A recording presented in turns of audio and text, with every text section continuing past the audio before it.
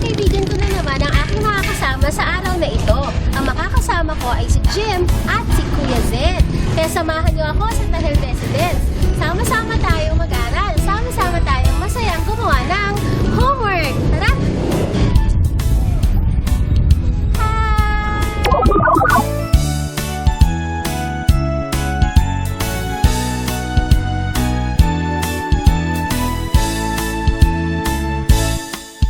Tara kids, tayo na, let's go. Gawin na ang homework nyo. Maging masayang gawain. Pag-aaral ay mahalin. Tutulong si Ate Sally sa mga lessons mawiwili. Tara kids, tayo na, let's go. Sali na, let's do our homework. Sa school maging bida. Hi, Jim! Hi po. Oh, parang hindi ko naman masayang makita ako. Ulitin ko nga. Hi, Jim! Hi po. O, Jim, ready ka na mag-aral? Opo. Ang pag-aaralan natin today ay... Anong subject? Math. Math, tama! Ang pag-aaralan natin ay tungkol sa place values. Sige po. Okay? Marunong ka na bang magbilang hanggang 1,000? Opo. Opo. O sige, magre-review tayo tungkol sa place values. Ang gagamitin natin ay mga manipulatives. Ang tawag natin dito ay place value manipulatives. Okay? Okay Ready po. ka na ba? Pero bago yon, introduce ko muna sa'yo yung mga salita na dapat matandaan mo. Okay. Ang una ay Once. once. Lakas mo ng mas malakas pa. Once. Once. Tens. Tens. Hundreds. Hundreds. Yan ang mga pag-aaralan natin. At ang hundreds, tens, ones ay tinatawag na place values. Anong tawag natin dito? Place values po. Place values, tama. Magagamit natin yan kapag tayo ay nagbibilang. Okay? Okay po. Okay. Ngayon, ipapakilala ko sa iyo itong mga manipulatives. Itong colored. Anong color to? Green. Color green ay para sa mga Once. ones. Yung color red naman ay para sa Tens. tens. At itong color blue ay para sa Hundreds. very good, para sa hundreds. O palagay mo, paano ba ito naging tens? Ilan yan? Ilang square yung nakikita mo? Bilangin mo nga. Ten po. 10, tama. Sa Tagalog, yan ay ilang? 10. So, ito ay para sa ones, ito ay tens, at ito naman ay hundreds. Mamaya, pagsasama-samahin natin yan para makagawa tayo ng place value chart. Okay? Okay po. Okay? Handa ka na ba? Opo. Sige. Bago yon, ayusin nga muna natin. Pakilagay po muna lahat itong hundreds dito, lahat ng tens dito. Ready? Tulungan mo po ako. Tapos lahat po nang nandun sa tens, lagay mo dito. Math Thursday!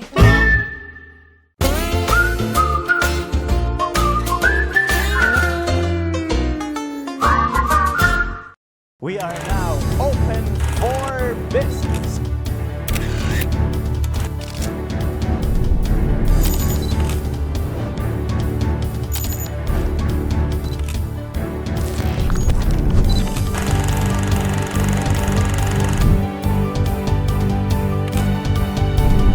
Open for Business with Cesar Vallejos. Every Sunday, 9 p.m. Sunday 25.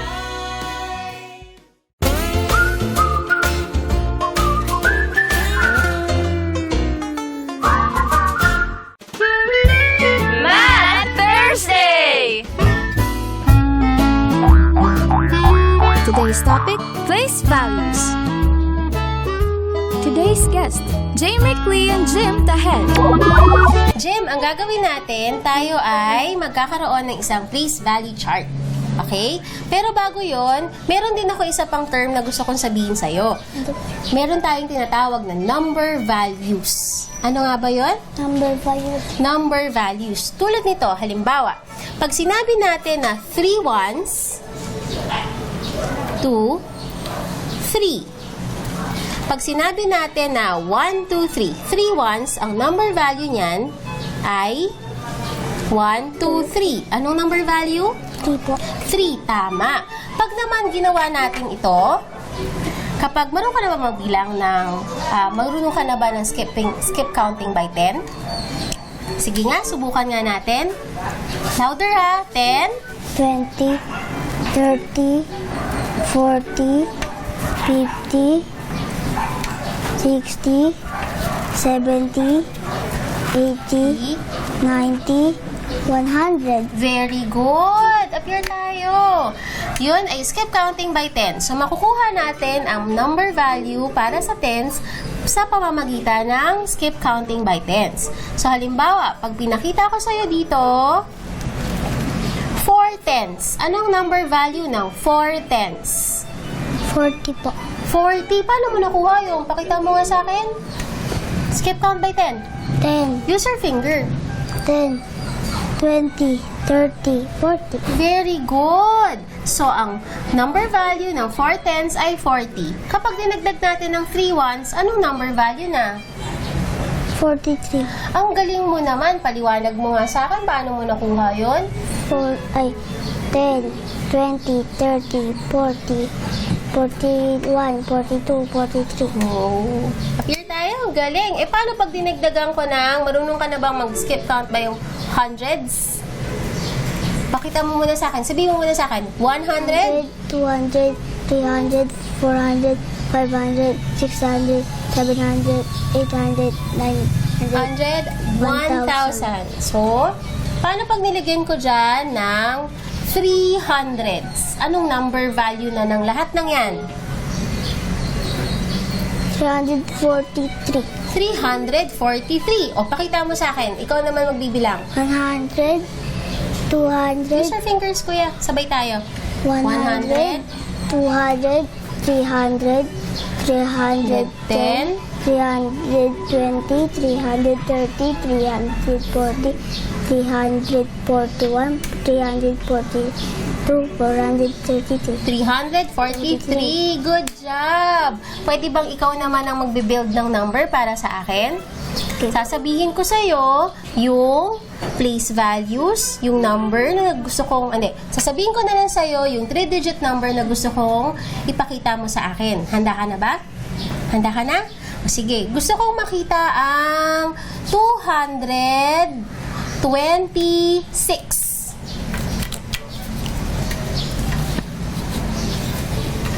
226. Ayusin mo po.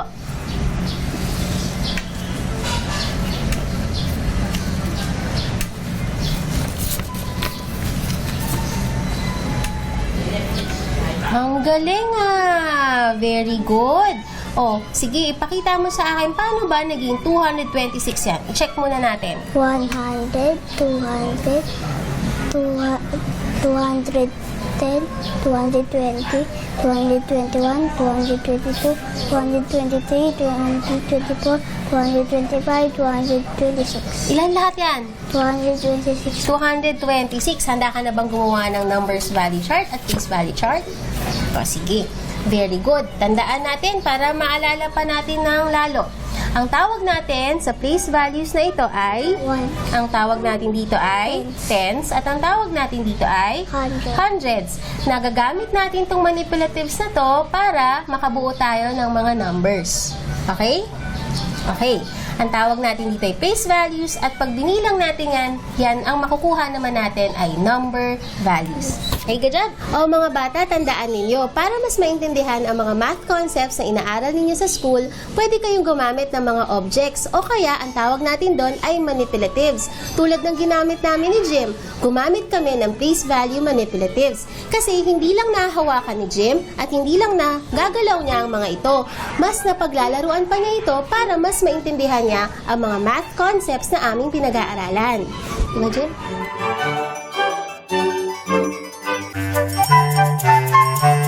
Big word. Place values. Place value determines the value of a digit in a number based on the location of the digit.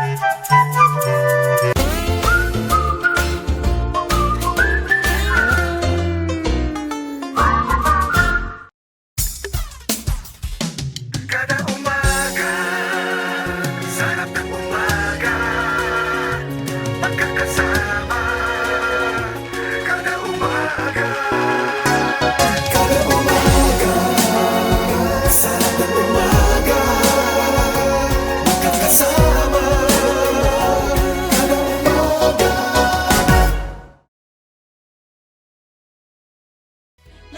together. Sunday 25.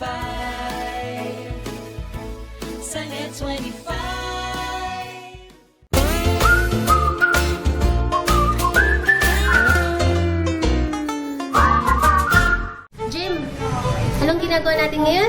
Tungkol sa?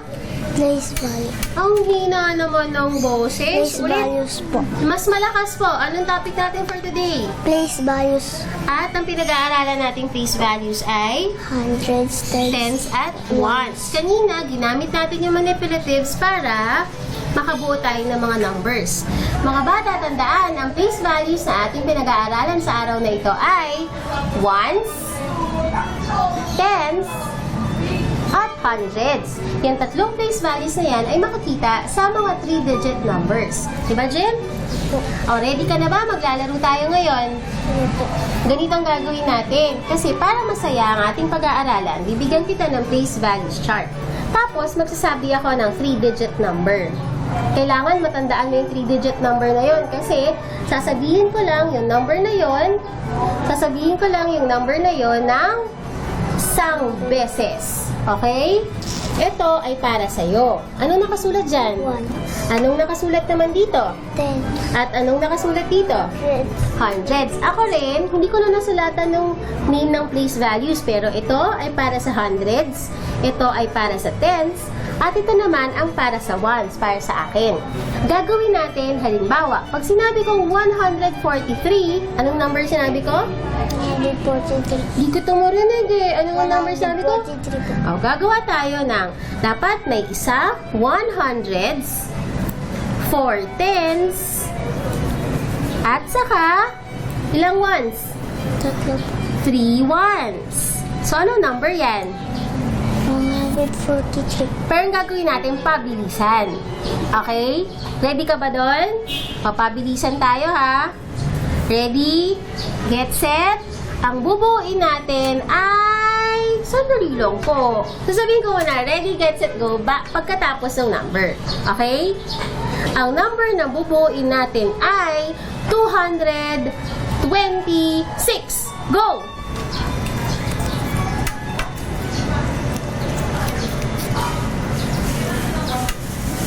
Sige nga, sino kaya mas mabilis sa ating dalawa?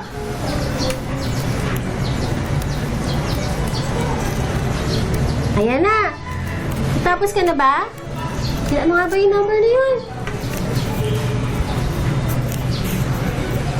Tapos na po ako. Ikaw po. Ay, very good. Sabay lang tayo. Anong number yan? Anong number sabi ko? 226. 226. Ang 226 ay 2 hundreds. Sabihin mo po sa akin. 2 tens. At 6 ones. Very good. Oh, palagay ko, ikaw naman ang magbigay ng number. Sige nga, isip ka ng number. May naisip ka ng number? Dalawa. Sige, isip ka na. 3-digit number habang ako naman ang nag-aayos. Pwede sigurong something that begins with 300. Game? Anong number? 3? Ano ulit? Di ko narinig eh. Hindi ko naman narinig. 46. Oh, 346. Ready, get set, go!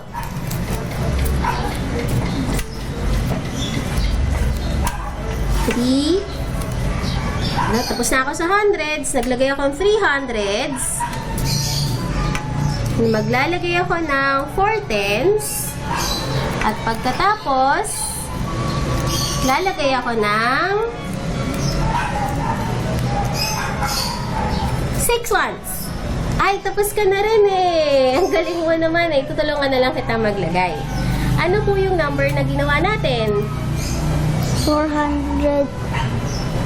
Ilan ba tayo? 400 o 300? Sigurado po. Ilan? Ang sabi natin kanina, 346. Pero yung sagot mo, sabihin mo na lang sa akin, kapag ganitong 400s, ano po yung number na yon? 446. Okay lang po yun. Ilan bang hundreds ang nasa 446? 4 400s, 4 tens, at 6 ones. Handa ka pa? Isa na lang? Isa na lang po. Sige po. Very good. Very good ka po ba? Good job ka ba?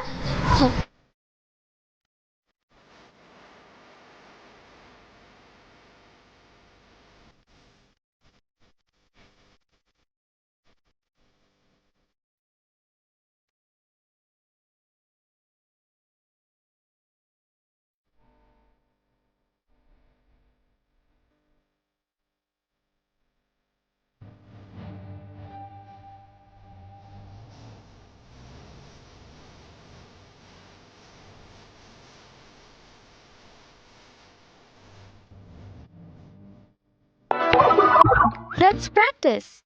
Place values. Hundreds, tens, ones. Let's build 465. 4 hundreds, 6 tens, 5 ones. 4 hundreds is equal to 400. 6 tens is equal to 60. 5 ones is equal to 5. 400 plus 60 plus 5 is equal to 465.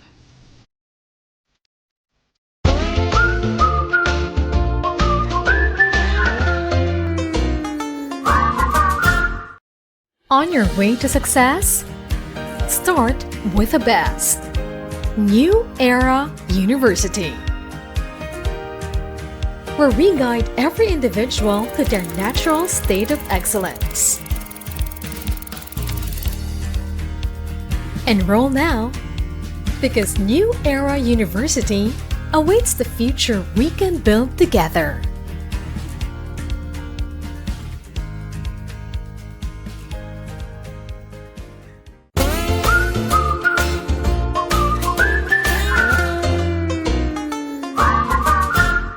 O Jim, tinawag ko si Kuya Zed kasi gusto kong sabihin mo sa kanya kung anong pinag-aralan natin kanina.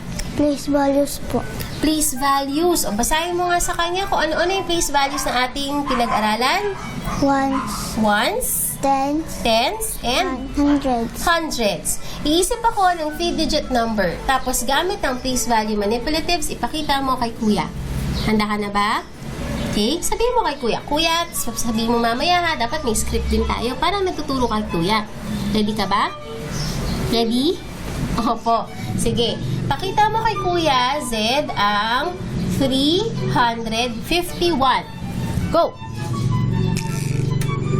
Ito malagay. 300. Sabihin mo ng malakas. Ilan na yan? Lagay natin dito para alam mo kung ilan na. 300. O, sabihin mo kay Kuya. Kuya, ito ang... Anong number to? Kuya, 351. O, pakita mo kay Kuya paano naging 351 yan. 100, 200, 300, 310, 320, 330, 340, 350, 351. Very good! At ilang hundreds sabihin mo kay Kuya? Ito ay ilang hundreds? 3, 3? 3 100, hundreds. Ito ay ilang tens? 5, Tens. At ito ay 1 ones. Very good. Mga bata, tandaan, kapag kayo ay nag-aaral ng tungkol sa math, dapat gawin natin to sa iba't ibang mga paraan. Pwedeng gumamit ng manipulatives tulad ng ginawa namin ni Jim. O kaya, sabihin natin ito sa ibang mga tao. Kasi sa pamamagitan ng pagsasalita natin, mas natututunan natin ang mga concepts na atin pong napag-aralan. Kaya, huwag nating iisipin na ang math ay napakahirap. Isipin natin na kaya natin to. At sa iba't ibang mga pamamaraan na pwedeng maituro sa atin ng ating teachers at mga parents natin, mas maiintindihan natin ang subject na ito. Diba? Tapos ka na ba? Apo. Anong number po yan? 146. 146. Very good. Ilang hundreds? 1, Ilang tens? 4, At ilang ones? 5. Pwede ka na pong maglaro kasi mamaya, pwede ka na maglaro ng mga manipulatives na to. Okay po? At may papagawa pa pala ako sa'yo yung writing po ng numbers. Handa ka na ba? Sige, mamaya mag-aaral naman kami ni Kuya. Mga bata, kayo rin, kung mayroon kayong tanong or homework na gusto nyong tulungan namin kayo, send us an email at our email address. That's net25kids@gmail.com. Don't forget, like and share our Facebook page as well. That's www.facebook.com/net25kids. Sama-sama tayong mag-aral, sama-sama tayong masayang gumawa ng homework. Kids, nag-enjoy ba kayo sa ginawa namin ni Jim? Bukas, samahan niyo kami muli dito sa Tahel Residence dahil ang pag-aaralan naman namin ay araling panlipunan. Ang makakasama ko ay ang kuya ni Jim na si Kuya Zed. At tiyak ko, magiging masaya muli ang ating pag-aaralan. Kaya samahan niyo ako ha, hanggang sa muli!